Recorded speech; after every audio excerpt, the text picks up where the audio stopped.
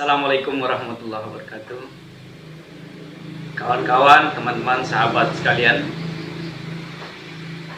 terutama yang satu profesi sebagai jurnalis. Sebentar lagi kita akan kedatangan tamu.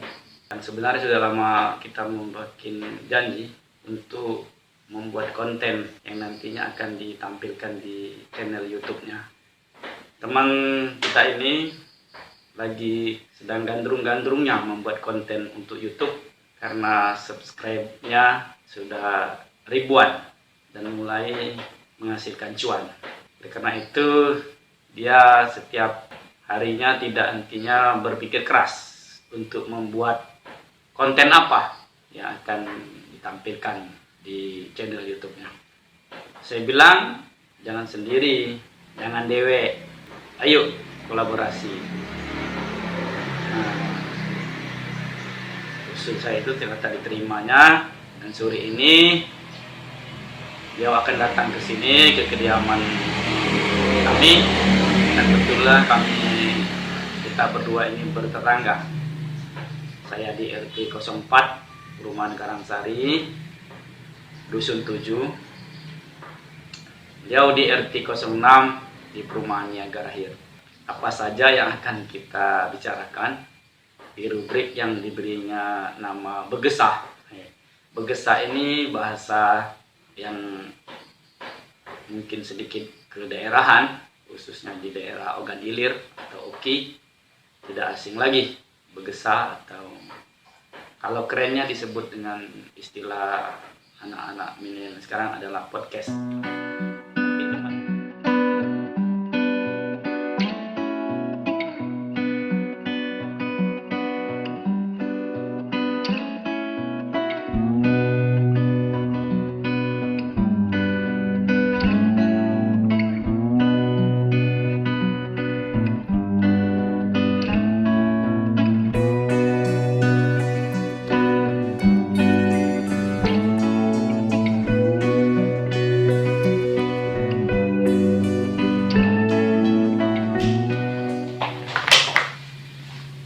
Oke, assalamualaikum warahmatullahi wabarakatuh. Waalaikumsalam warahmatullahi wabarakatuh. Selamat sore, selamat malam, selamat siang, selamat pagi bagi yang menonton di waktu-waktu tersebut, Kak. Nah, ini bersama juga. Jadi teman-teman, hari ini saya bersama Kak Purwadi. Beliau ini senior saya, wartawan juga, pernah jadi bos saya juga, tetangga juga. Jadi kita hari ini mungkin episode pertama masuk segmen Begesah. Nah, jadi di YouTube aku nih, Kak, ada namanya playlist Begesah. Ya, kalau orang-orang yang di sana tuh podcast kita Begesah. Jadi karena konten saya ini bertemakan news, vlog dan yang berkaitan dengan dunia jurnalistik, untuk Begesah pada episode pertama ini kita akan membicarakan mengenai dunia kewartawanan, enggak? Ya, Khususnya kita bicara lokal, karena belum ada orang yang membicarakan masalah wartawan. Silakan Kak Purwadi, perkenalkan diri dulu. baik, terima kasih. Teman-teman sekalian, Assalamualaikum warahmatullahi wabarakatuh. Selamat sore, selamat malam, selamat siang, selamat pagi bagi yang menonton channel ini dimanapun dan kapanpun. Terima kasih teman kita Muhammad Bibin telah datang ke tempat kediaman kami bertetangga. Sesuai obrolan beberapa hari lalu, kami beliau ingin bikin konten intinya dan berkolaborasi untuk membuat konten yang diberinya nama Begesah. Kali ini topik yang dibicarakan adalah seputar dunia wartawan atau jurnalistik. Asli sama-sama dari Ogan Ilir, tapi agak beda suku. Kalau saya kalau Dara Wiwin adalah Nak kemana ke situ? Itu maksud mau ni. Sekiranya itu sebagai pengantar, silakan Wiwin untuk membahas maksudnya topik kita ini.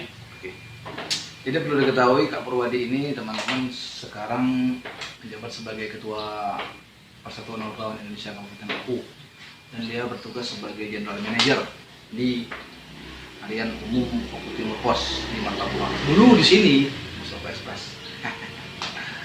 Oke. Kak, ini kita bicara mengenai wartawan. Mungkin hal ini tidak pernah dibicarakan. Entah kenapa ya. Jadi aku lihat juga tidak ada yang membahas mengenai wartawan. Kakak sebagai senior, sudah berapa tahun Kak? Jadi wartawan, kalau boleh tahu. Lebih kurang 20 tahun. 20 tahun. Dari tahun 2000. Tahun 2000. Itu lulus kuliah. Lulus kuliah 99, sempat nganggur sekitar 8 bulan. Ikut tes seleksi wartawan di Sumatera Express dan kebetulan diterima.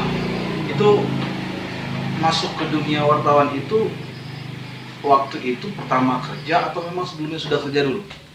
Sebelumnya ya namanya kita di dusun kan, nggak balik kampung, balik dusun malu kan.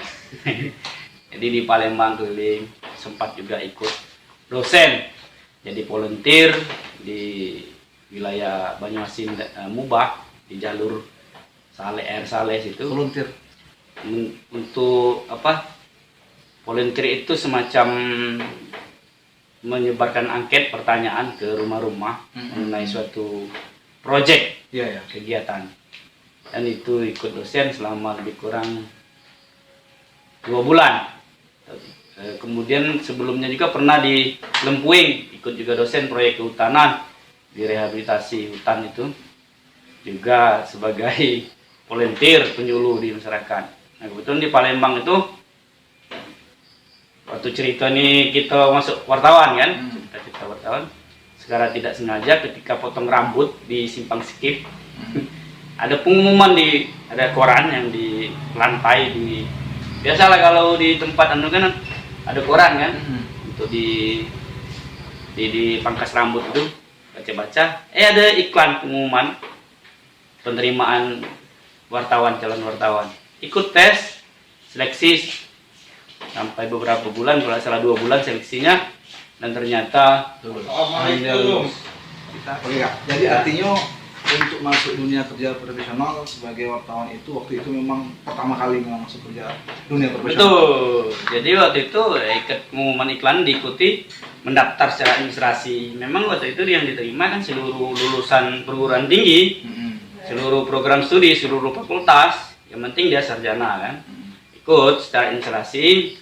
Dari yang daftar itu kalau tidak salah itu sampai ratusan yang lulus administrasi, termasuk nama saya, namaku ada di situ kan. Ikut tes seleksi, tes tertulis, lulus lagi, diumumkan lagi, disumekkan, bangga masuk sumek gitu kan. Kemudian wawancara sampai ke terakhir, interview terakhir kan.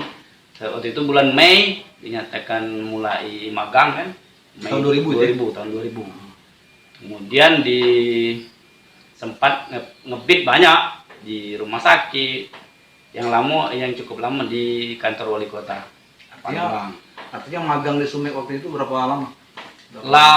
Magang itu jadi kan sistem 3 bulan. 3 bulan kan gaji itu tahu enggak kau itu 175.000 cuman.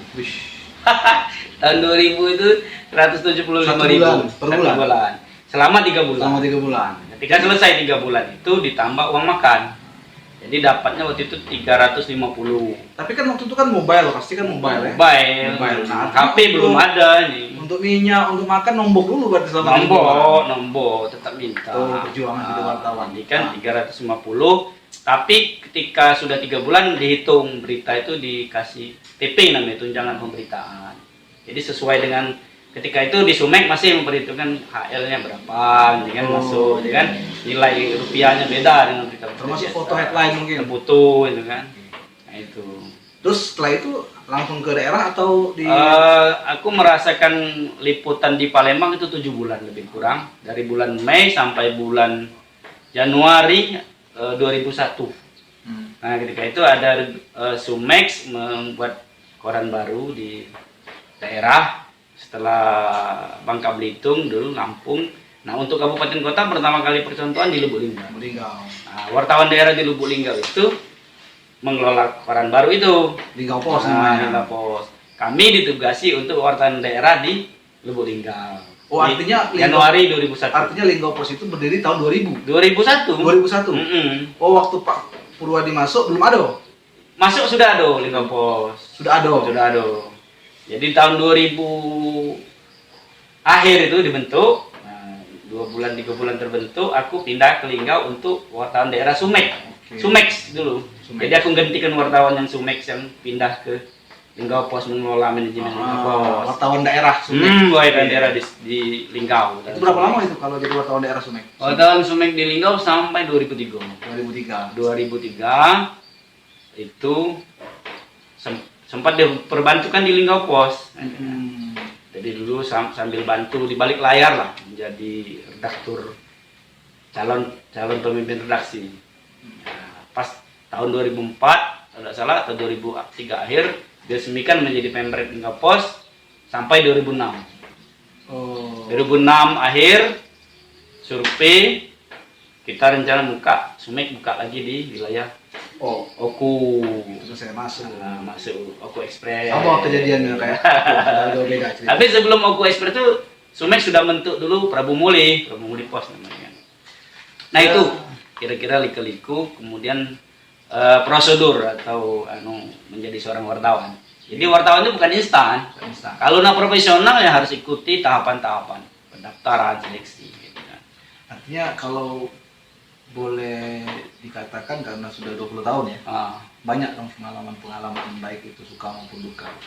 Nah, bisa diceritakan sedikit yang enaknya tuh apa, terus gak enaknya tuh apa jadi wartawan? Jadi wartawan itu enaknya bisa berhubungan atau berkomunikasi dengan siapapun. Dari golongan paling bawah, rakyat, jelata, tukang becak, ojek dan sebagainya, sampai ke atas pejabat sekelas bupati, gubernur, bahkan sekelas menteri bisa kita. Jadi pengalaman kami pertama jadi wartawan itu yang jelas yang selama ini tidak terbayangkan untuk menginjak istana presiden sampai kita naik presiden zaman Presiden Megawati waktu itu diajak ke Jakarta waktu acara 17 Agustusan kan meliput. Kemudian sempat juga diajak meliput peresmian kota Lubuk Linggau ketika itu menjadi pemerintah kota kan, pemekaran sama kayak dulu Prabu Muli, Alam kan. Kami hadir di istana presiden. Kemudian pengalaman juga yang tidak kalah pentingnya pernah ke luar negeri, diajak ke Laos, ke Thailand, Singapura kan. Kemudian pernah juga berkat jadi wartawan juga ke Tanah Suci ya, dibiayai oleh perusahaan. Nah itu loh mak suka dukanya. Itu kabar yang menggembirakan. Sekarang kabar yang kalau dukanya tentu waktu untuk kita ketika aktif di lapangan, waktu untuk kita untuk bersantai ria itu sangat sedikit untuk keluarga kan, karena memang wartawan itu dunianya dunia yang berbeda kan. Kerjanya itu tidak ada waktu yang pasti. Siang atau malam pokoknya kalau ada hal-hal yang perlu diliput ya harus turun gitu kan, siang atau malam. Jadi dukanya itu ketika ada pressure dari luar, apa yang mungkin tulisan kita yang tidak disenangi atau tema yang kita tulis mengenai pejabat, mengenai dan sebagainya itu kadang-kadang kena intimidasi, kena teror gitu kan. Dan kami pernah ngalami itu waktu di Linggau. Ingat mantan bupati almarhum itu kena kasus THR Gate, saya disuruh bikin tindak lanjut pemberitaan oleh kantor, dibikinlah karikatur pedang, pejabat itu pegang pedang karena dia mengancam wartawan. Besoknya berita itu terbit, preman mengancam. Nah itu dukanya itu, pressure atau intimidasi ya. Itu sampai sekarang lah itu sampai pasti dialami oleh teman-teman. Oke. Artinya kalau boleh mengambil kesimpulan, ya, Kak Pur sendiri definisi seorang wartawan apa? Wartawan itu pekerjaan mulia sebenarnya. Jadi membuat suatu informasi untuk masyarakat, baik itu informasi yang bersifat pembangunan, informasi yang bersifat mengajak dan sebagainya, maupun berita-berita yang berkaitan dengan kasus-kasus. Jadi wartawan itu tugas mulia dan memang suatu hal yang penuh tantangan untuk kita. Jadi kalau menurut aturan wartawan itu ya dia kalau dia harian harus rutin menulis untuk media cetak kan itu kan. Wajib dia menulis, harus terbit di koran itu. Kalau dia bernama wartawan tapi produknya tidak ada, baik tulisan maupun dicetak maupun di online, dia bukan wartawan berarti. Nah, sekarang ini kita melihat fenomena-fenomena di lapangan itu banyak yang kira-kira mempunyai identitas saja tapi tidak mengerjakan profesi itu. Tapi sekarang berubah, Kak. Berubahnya begini. Mereka bekerja sama, Nulis. cuma perbedaannya produk atau karya yang dihasilkan. Ya mohon maaf kadang-kadang kita membacanya ikut pusing gitu. Nah fenomena itu sekarang kalau dulu mungkin yang bukan wartawan itu dia hanya sekedar identitas tapi tidak menulis. Sekarang dia punya identitas menulis tapi tidak diiringi dengan skill. Ya. Nah itu gimana, Kak? Nah itu yang itu instan tadi. Instan. Jadi dia menjadi seorang wartawan atau reporter itu tidak melalui tahapan tadi. Dia mestinya harus seorang reporter yang baik itu harus punya kapasitas diri, punya kemampuan. Ya kan? Selain dia mempunyai dasar pendidikan ya, misalnya ya paling tidak standarnya itu minimal ya di 3. Kalau ini kan, kalau itu bisa dilanjutkan S1 misalnya sambil sekolah, sambil kuliah kan. Minimal itu. Hal sebaiknya memang S1. Sekarang kan S1 malah S2 banyak. Nah, di samping syarat pendidikan itu ya syarat skill kemampuan tadi. Harus ikut pelatihan kan. Calon wartawan itu ya ikut pelatihan menulis dan sebagainya itu. Harus sesuai dengan aturan-aturan kaidah-kaidah jurnalistik yang benar. Sekarang kita sulit untuk melihat di media itu, apalagi medsos. Banyak perlu kita pertimbangkan nyaring lagi informasi yang masuk itu kan di medsos di mana-mana itu. Nah itu. Kalau mengenai kesejahteraan tentu. Nah ini yang jadi dilema. Sekarang ini menjamur perusahaan-perusahaan yang tidak memikirkan kesejahteraan karyawannya. Kalau yang profesional tentunya ada salary, gaji yang tiap bulan yang harus dikeluarkan kan, tunjangan makan dan sebagainya untuk keluarga, kesehatan, tunjangan ketenagakerjaan. Nah, yang sekarang ini kadang-kadang wartawan itu dibiarkan sendiri mencari kesejahteraannya kan. Dia modalkan kartu, bermodalkan surat tugas, tapi dia di perusahaan tempat kerja dia tidak ada gaji. Jadi dia malah ada ngomong tanda kutip tertentu dia mencari untuk perusahaannya. Dan ini yang jadi dilema bagi seorang wartawan di lapangan. Sebenarnya apakah sedemikian? Ini kan karena ada pernah baca juga setiap orang berhak. Apa gara-gara itu? Setiap orang berhak menjadi wartawan, tapi tidak semua orang bisa. Iya, karena memang aturan yang dulu zaman Orde baru itu ketat sekali kan. Nah, sekarang kan untuk mendirikan suatu perusahaan penerbitan media cetak maupun online itu sangat mudah sekali, sehingga orang-orang pun merasa berhak juga untuk menjadi seorang jurnalis, padahal dia tidak menyadari kapasitas dirinya apakah memang bisa atau mampu di situ kan. Oke. Kita bicara mengenai fenomena wartawan sublokal ini aja, lokal. Banyak keluhan-keluhan dan juga banyak bertebar wartawan. Kakak tadi bilang ada tahapan. Nah sekarang dengan mudahnya orang menjadi wartawan, pandangan kakak seperti apa mengamati fenomena ini? Sebenarnya secara alami itu mereka akan terseleksi sendiri. Karena dengan ketatnya aturan-aturan saat ini, baik pemerintah itu ada aturan tersendiri, kemudian regulasi tentang dunia jurnalistik ada juga aturan kan, yang dinaungi oleh Dewan Pers, pemerintah melalui Undang-Undang Nomor 40 Tahun 1999, kemudian kode etik. Orang-orang yang seperti ini nantinya akan terseleksi oleh alam. Hmm. Jadi yang mereka manfaatkan momen-momen yang berkaitan dengan kasus-kasus dan sebagainya. Seiring dengan kemajuan zaman dan kemajuan teknologi, mereka akan tersisih. Karena memang pemerintah juga sangat ketat. Misal kasus korupsi, ya jelas undang-undangnya ada. Pemerintah saat ini membatasi misalnya kayak di OKU, uang yang ini tidak boleh cash masuk rekening. Itu juga kan salah satu untuk membatasi itu kan. Iya. Termasuk UKW. Termasuk UKW itu dari kita internal dari jurnalistik untuk menyeleksi mereka-mereka yang mengaku-ngaku wartawan, tapi pekerjaan sebenarnya bukan pekerjaan seorang wartawan kan itu. Nah ini jadi pertanyaan Kak. Jadi pertanyaan ini ketika ada oknum, taruhlah lembaga apa yang bisa, misal nih kalau ada oknum TNI atau oknum Polri yang nakal ada propos.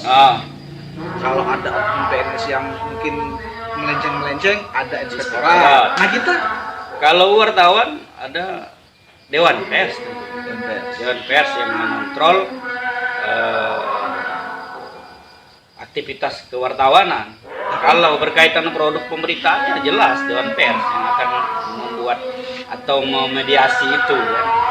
Jadi kalau oknum itu misalnya berbuat tindakan di luar error atau kesalahan jurnalistik ya kembali ke undang-undang umum. artinya Kalau kriminal ya dia kriminal. Tapi kalau kejahatan jurnalistik tentu ya Dewan Pers yang menangani itu.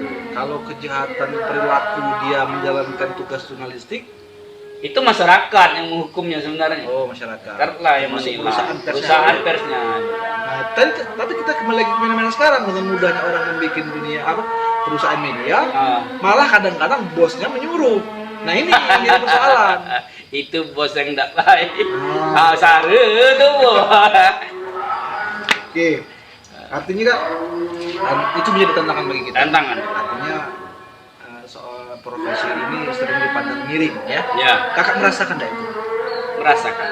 Kadang-kadang di masyarakat yang tidak tahu kan, dia mengeneralisir atau menyamaratakan profesi. Bahkan dampaknya bukan ke kita saja, ke keluarga, istri, Iya, gitu. Tempat kerja istri. Karena masyarakat kan belum tahu betul apa sih kerja jurnalistik sebenarnya. Tugas kita tugas kita untuk mendidikan kepada masyarakat. Bahwa jurnalistik itu ada aturan mainnya. Undang-Undang nomor 40 tahun 99 dan kode etik. Seorang jurnalis yang baik itu adalah dia akan membuat produk pemberitaan itu sesuai fakta dan dengan porsi yang berimbang, ya kan? Iya. Tidak membuat kesalahan yang fatal dalam pemberitaan. Itu. Jadi yang dirasakan di masyarakat ya saya merasakan juga sindiran ya. Wartawan. Mereka kadang-kadang itulah rusaknya. Wartawan disamakan dengan LSM. Nah ini juga yang kita harus sama-sama untuk Dewan Pers sudah mengingatkan ada beberapa kasus yang masuk ke Dewan Pers yang berkaitan dengan satu orang dia bertindak sebagai wartawan dan dia juga sebagai LSM. Oleh Dewan Pers disuruh memilih LSM atau memilih wartawan. Tidak boleh secara kode etik. Itu menarik, nanti akan kita ulas di segmen episode berikutnya. Ya. Kak, jadi Kak, pesan-pesan kepada kawan-kawan kita sebagai pelaku jurnalistik, termasuk kepada narasumber masyarakat ini, pesan-pesan pada bapak-bapak atau ibu-ibu, terutama para pejabat di daerah ini, di Kabupaten Oku khususnya Oku Raya, jangan takut kepada wartawan. Wartawan juga manusia. Artinya begini, wartawan punya aturan tersendiri, bapak-bapak pejabat dari masyarakat juga punya aturan sendiri, pejabat-pejabat di pemerintahan. Jadi narasumber juga punya pengetahuan. Sekarang kan dunia melek media, ada medsos, ada audio digital dan sebagainya.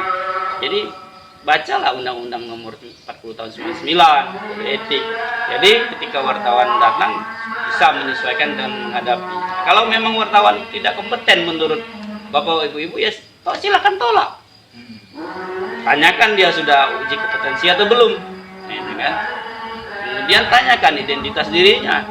Namanya wartawan kan harus juga ada aturan yang harus dipenuhi kan. Kalau dia mau menemui atau mewawancarai, punya etika yang baik, ya kan? Mengetahui waktu yang pas untuk wawancara, membuat janji dan sebagainya. Itu dari bagian ada etika seorang wartawan dan jurnalis yang baik kan. Kalau dia ngeradak ngeruduk ya namanya itu tidak beretika. Tidak boleh dilakukan seorang jurnalis. Teman-teman juga jurnalis juga kita harus meningkatkan kapasitas diri. Kapasitas diri, integritas kita, kemampuan kita, nilai kepercayaan masyarakat kepada kita.